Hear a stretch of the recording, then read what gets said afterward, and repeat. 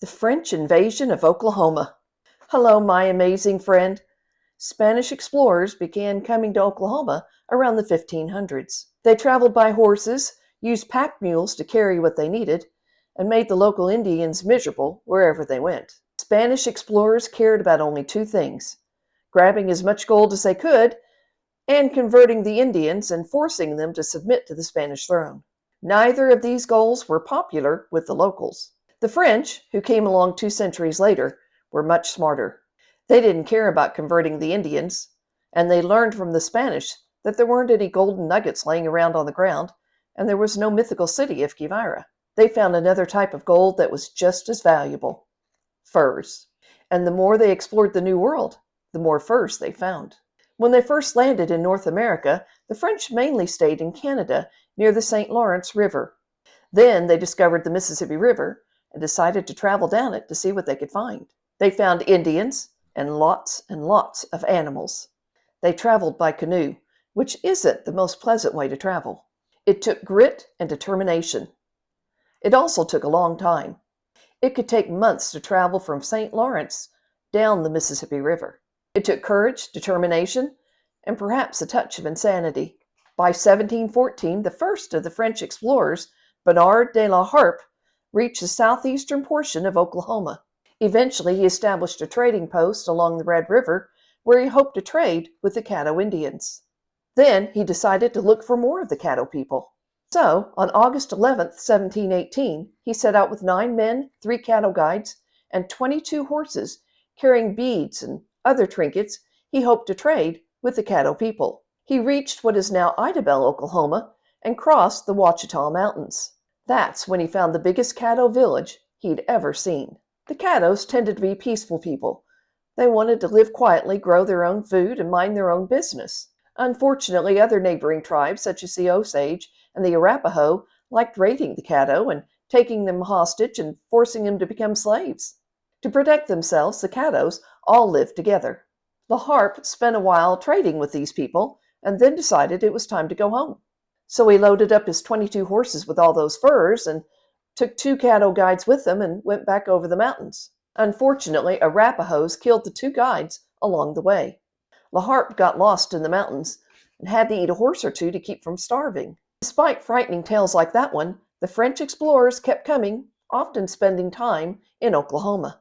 Trappers kept coming down the Mississippi River, carrying with them fur traps and trinkets to help to trade with the local Indians. Then they'd take their furs and wind their way back up the Mississippi River. Being a fur trapper and a trader was lonely business, so these men often married local Indian women and had children with them. There are a lot of native Oklahomans today who have French ancestry because of those romantic Frenchmen who traveled all the way down the Mississippi River to Oklahoma. Eventually, trading posts were set up where locals could come and trade furs for trinkets, beads, guns, and ammunition.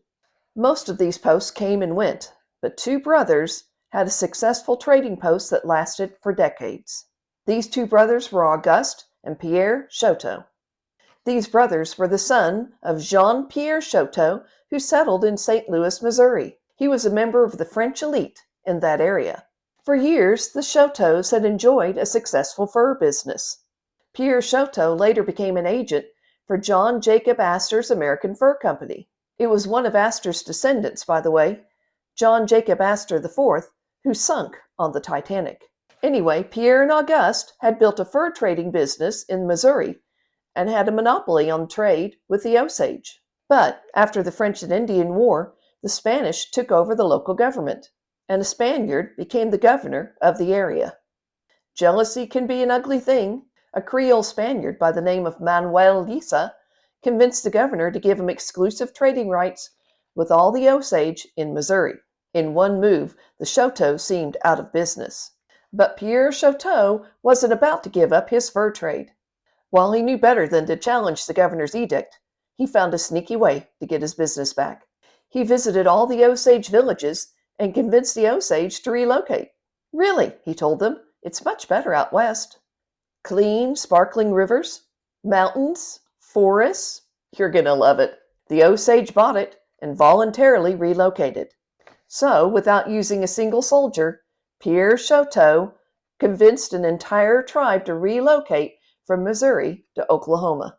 He continued to run a successful trade business near the Neosho River in what is now Salina, Oklahoma. He ran that business for decades. Eventually, the government forced the Osage to relocate.